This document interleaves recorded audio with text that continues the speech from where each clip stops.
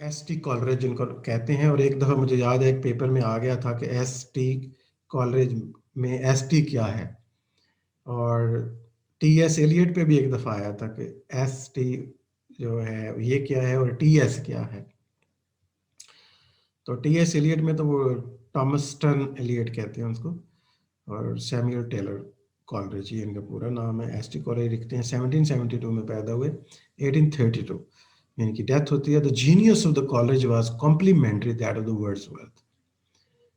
کافی ہم نے ان کا انٹروڈکشن پہلے دیکھا ہے ساتھ کمپیریزن کرتے ہوئے ورڈزورتھ کے. while Wordsworth dealt with naturalism, which was an important aspect of the Romantic movement, Coleridge made supernatural his special domain, which was an equal important aspect.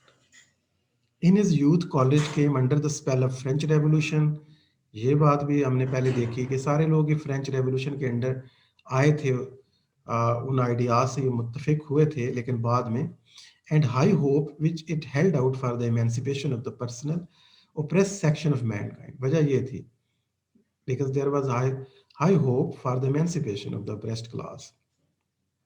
He gave poetic expression to his political aspiration in religious musings, destiny of the nations, and ode to the departing year.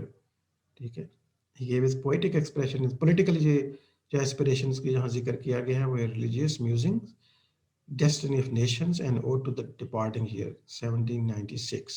But like Wordsworth, he also began to think differently after the excess of revolution. وہی جو سب کے ساتھ ہو, جیسے words کے بعد Wordsworth نے کیا, ٹھیک ہے, جیسے دوسرے ارلی جو پوئٹس کی بات ہے, لیٹر پوئٹس کے ساتھ تو ڈفرینٹ سچویشن ہے جیسے ہم نے پڑھی تھی. This change of thought is usually in his beautiful poem France and ode. یہ ایک ایسی پوئم اگر آپ یہ دیکھیں فرانس اینڈ اوڈ, تو ہمیں کالریج کے جو سوچ میں تبدیلی ہے وہ ہمیں نظر آتی ہے کہ کس طرح وہ مایوس ہو چکے ہیں ان آئیڈیل سے جو فرانس نے سٹارٹ تو کیے تھے لیکن خود ہی ٹرن لے لیا.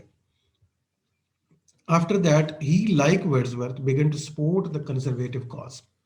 بالکل جیسے ورڈزورتھ کنزرویٹزم اور مڈل ایجز اور اس طرح کے ڈومین میں چلے گئے تھے, Coleridge was a man of the gigantic genius, but his lack of willpower and addiction to opium. ان کے ساتھ ایک مسئلہ تھا, وہ تھا ان کا addiction to opium. ان کو کچھ جوڑوں کا مسئلہ تھا, تو اس ٹائم پہ ڈاکٹر اوپیم تجویز کرتے تھے اکثر پین کلر کے طور پہ. آج کل کے ماڈرن پین کلر نہیں آئے تھے, تو opium as a painkiller استعمال ہوتی تھی ڈاکٹرز کے ہاں. انہوں نے لینی شروع کر دی اور بعد میں یہ عادت پڑ گئی ان کو, which prevented him from accomplishing much in the realm of the poetry. کہتے ہیں کہ اوپیم کی ڈوز لیتے تھے تو پھر نیند آ جاتی تھی, سو جاتے تھے, اکثر سوئے رہتے تھے. Whatever he has written, though with high quality, is fragmentary.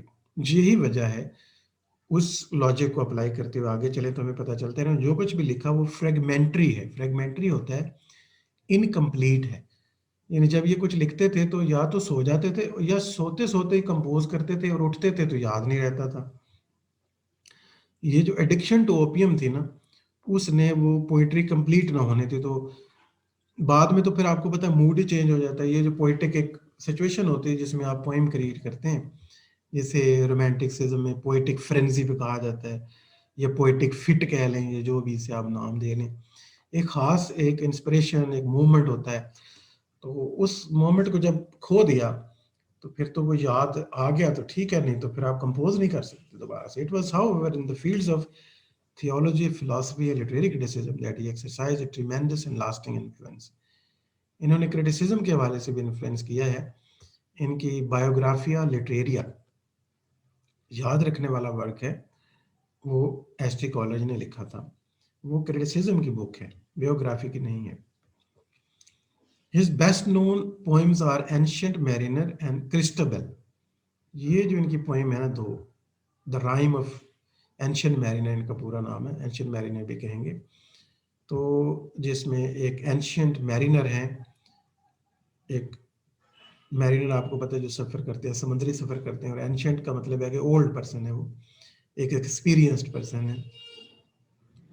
تو ایک ویڈنگ میں وہ ایک بندے کو ملتے ہیں اور اپنی سٹوری سناتے ہیں کہ ان کے ساتھ کیا ہوا، کہ کس طرح وہ شپ پر گئے تو ان کے ساتھ کیا کچھ بیتی، کس طرح ان کے ساتھیوں کی ڈیتھ ہو گئی، اور کس طرح اسپرٹس دیکھی انہوں نے، کس طرح ڈیتھ دیکھی، کس طرح انہوں نے بھوت پریت اور بھی دیکھے، کس طرح البیٹروس ایک ملا، کس طرح وہ بالکل اکیلے تنہا ہو گئے، اور پھر ایک برڈ انہیں ملتا ہے، البیٹروس کہتے ہیں اس کو، البیٹروس. تو البیٹروس جو ہے نا یہ ایک سمندری ایک پرندہ ہے. تو انہوں نے کیا کیا، اس کی کمپنی وہ روز آتا تھا اور یہ اس کو چیزیں کھلاتے تھے. تو ان کے لیے ایک نیچرل ایک کمپنی بن گئی، فطرت کی طرف سے گفٹ مل گیا، ایک برڈ کی کمپنی مل گئی ان کو، وہ بھی ڈیلی چکر لگاتا تھا. تو یہ انجوائے کرتے تھے. اب اچانک ایک دن کیا ہوا، تھوڑی سی کہانی اس لیے سنا رہا ہوں، مجھے بڑی مزے کی وہ لگی تھی، کہ انہوں نے نا البیٹراس آتا ہے تو یہ اسے ایرو مار کے مار ڈالتے ہیں. اونلی ان کی وہ کمپنی تھی، اکیلے تھے، سمندر میں پھنسے ہوئے تھے، تو کوئی نکلنے کا راستہ نہیں مل رہا تھا، کافی ٹائم ہو رہا تھا، اور ایک ہی ان کے پاس اویلیبل کمپنی تھی، جیسے کوئی بندہ آئی لینڈ پہ پھنس جاتا ہے وہی والی سچویشن تھی. اور انہوں نے البیٹراس کو مار ڈالا. ٹھیک ہے، اور جس سے فطرت ظاہر ناراض ہو گئی اور ان کو کافی پنش کیا گیا، اور ان کو بھی گلٹ ہوا کہ آخر انہوں نے ایسا کیوں کر دیا، اسے نہیں مارنا چاہیے تھا. ایک عجیب سے موڈ میں آ کر انہوں نے اسے مار ڈالا. تو پھر ان کو بعد میں سزا یہ ملی، بڑی مشکل سے ان کی وہاں سے چھٹکارا ہوا، اور ان کو سزا یہ ملی کہ یہ اپنی کہانی جو ہے نا وہ ہر کچھ عرصے بعد یہ سنایا کریں گے، تب ان کو آرام آیا کرے گا، وہ گلٹ جو ہے وہ تب دور ہوگا. خیر، کرسٹبل ہے ان کی، یہ دو بڑی فیمس ان کی پوئمز ہیں، which represent the high water mark of سپر نیچرلزم. بالکل اس میں لائف ان ڈیتھ اور اس طرح کافی اسپرٹس دکھائی گئی ہیں، لکھی گئی ہیں، آئی مین امیجنیشن میں. As some of the best poems of the Wordsworth represent the triumph of naturalism in English poetry. اگر ورڈز ورتھ کمپیئر کریں، جیسے کہ آپ دیکھ رہے ہیں ہم ہر چیز کو کمپیریزن اور کنٹراسٹ میں لے کے چل رہے ہیں تاکہ ہماری میموری کا وہ پارٹ بنتی جائے، یاد ہی تبھی رہے گی. تو وہ ورڈز ورتھ نیچرلزم پہ زیادہ بات کرتے ہیں، تو یہ سپر نیچرلزم پہ بات کرتے ہیں. In the Ancient Mariner, which is a poetic masterpiece, Coleridge introduced the reader to a supernatural realm with the phantom ship. وہاں پہ ایک ہے a crew of dead men, overwhelming curse of the albatross. ٹھیک ہے، جس کو وہ یہ مار ڈالتے ہیں البیٹروس کو تو وہ ایک کرس ان کے گلے پڑ جاتی ہے. The polar spirit, the magic breeze, and the number of the other supernatural things and happenings, but he manages to create a sense of absolute reality concerning these manifest absurdities. کمال کی نہ صرف سپر نیچرلزم اس کے اندر بڑا خوبصورتی سے delineate کیا ہے ایسے کالج نے، بلکہ ورڈز جو سلیکشن ہے، جو پوئٹری ہے، وہ بھی بہت کمال کی ہے، ڈکشن بہت کمال کا ہے، اور امیجنیشن بہت زبردست ہے. آپ بہت مزہ آئے گا. آپ کو میں ریکمینڈ کروں گا کہ وش لسٹ میں لکھ لیں، rime of ancient mariner S T Coleridge کی لازمی پڑھیے گا.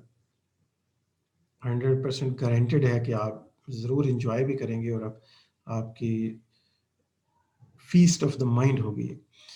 With that supreme art which ever seems artless, Coleridge gives us glimpses from time to time of the wedding feast to which the mariner has been invited. یہ اسی story سے ہے کہ کس طرح وہ گلمسز کے ساتھ ٹائم شفٹ بھی کرتے ہیں، اور میرینر جو اپنی کہانی سنا رہا ہے ایک ویڈنگ فیسٹ میں آیا ہوا ہے، تو وہاں ایک ان نون شخص کو روک کر اپنی پوری سٹوری سناتا ہے، تو وہ سٹوری پہ لکھی گئی ہے. اور کبھی کبھی وہ واپس بھی آ جاتے ہیں ویڈنگ کے اندر، سین شفٹ بھی ہوتا ہے. The whole poem is wrought with the color and the glamour of the Middle Ages, and yet Coleridge makes no slavish attempt to reproduce the past in a mechanical manner.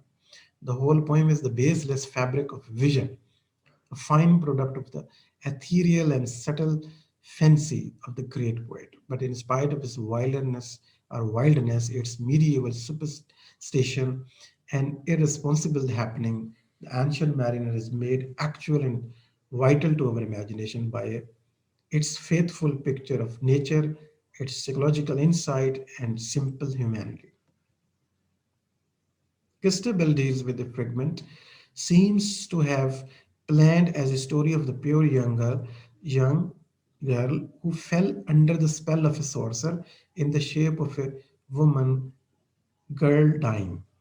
تو کرسٹوبل بھی ایک اور کہانی ہے، لیکن یہ بھی ایک فریگمنٹ ہے، وہی اوپیم کا جو اثر ہے اسے بھی یہ کمپلیٹ نہ کر پائے بعد میں، تو ایک ینگ گرل کی انہوں نے سٹوری پلان کی تھی، جو ایک سورسر، ایک جادوگر کے اثر میں آ جاتی ہیں، جادوگرنی یا جادوگر. It has supernatural terror of the popular historical novels. The whole اس ٹائم پہ پاپولر تھے نا ہسٹوریکل ناول یا ٹیرر ناول یا گوتھک ناول، ان سے کافی سملر ہے. The whole poem is suffused in medieval atmosphere and everything is vague and indefinite. Like the Ancient Mariner, it is written in a homely and simple diction and a style which is spontaneous and effortless. یہ ان کی ساری poetry کا خاصہ ہے. ایک اور famous poem جو آپ نے پڑھی بھی ہوگی کہیں نہ کہیں، قبلہ خان، یہ بی اے وغیرہ جنہوں نے کیا انہوں نے لازمی پڑھا ہوگا. ایز اندر فریگمنٹ، یہ بھی فریگمنٹ ہے، مزے کی بات ہے، فریگمنٹ ہے مطلب انکمپلیٹ ہے. In which the poet has painted a gorgeous oriental dream picture، جس میں قبلہ خان ایک چائنا کے بادشاہ ہو گزرے ہیں، تو یہ چائنا کے ایمپرر کے بارے میں ایک پوئم ہے کہ کس طرح وہ ویژن کرتے ہیں، ایک بہت بڑی کیسل بنواتے ہیں، گارڈنز بنواتے ہیں etcetera. The whole poem came to Coleridge in a dream, اور کالریج بالکل یہ سوئے ہوئے تھے، انہوں نے کو خواب میں انہوں نے وہ کمپوز کیے، کہتے ہیں سوتے سوتے انہوں نے ڈریم میں وہ ساری پوئم لکھی، اور جب صبح اٹھے and he had fallen asleep and upon awakening he began to write hastily but he was interrupted after 54 lines.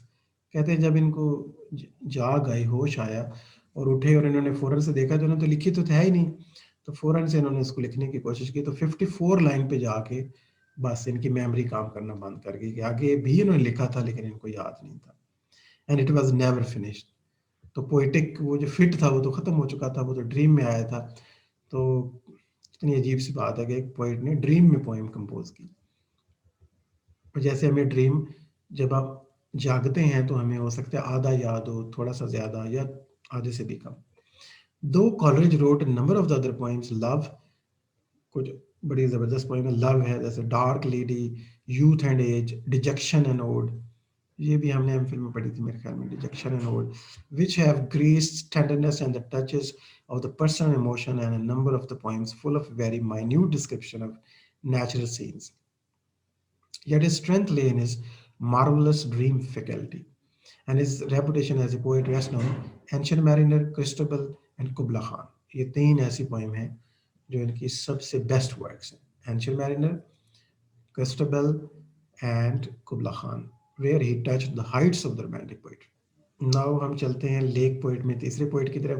Robert Southey was a third poet of the group of the lake poet, born in 1774 died in 1843.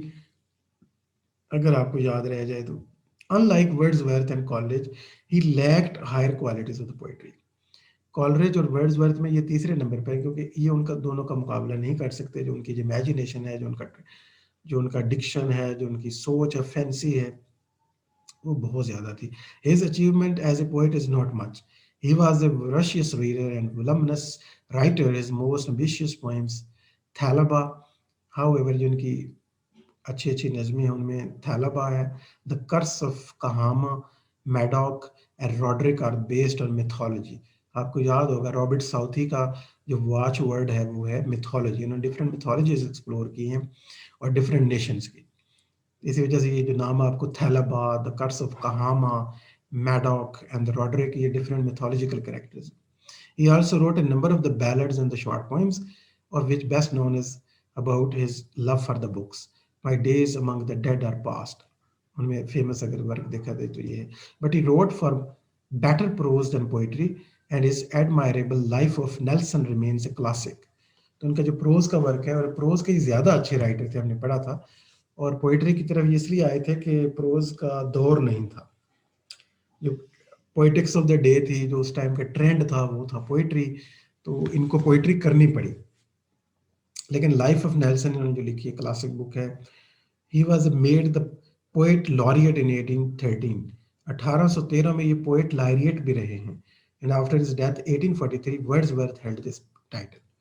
تو poet laureate ہونا خیر یہ ایک political status بھی ہے. اس میں حکومتیں جب آپ کو ایوارڈ دیں تو سمجھ جائیں کہ ان میں پولیٹیکل انفلوئنس ہوتا ہے. رابرٹ ساؤتھی کو اسی لیے انہوں نے لیا تھا، لیکن بعد میں ورڈزورتھ بھی اس پوزیشن پر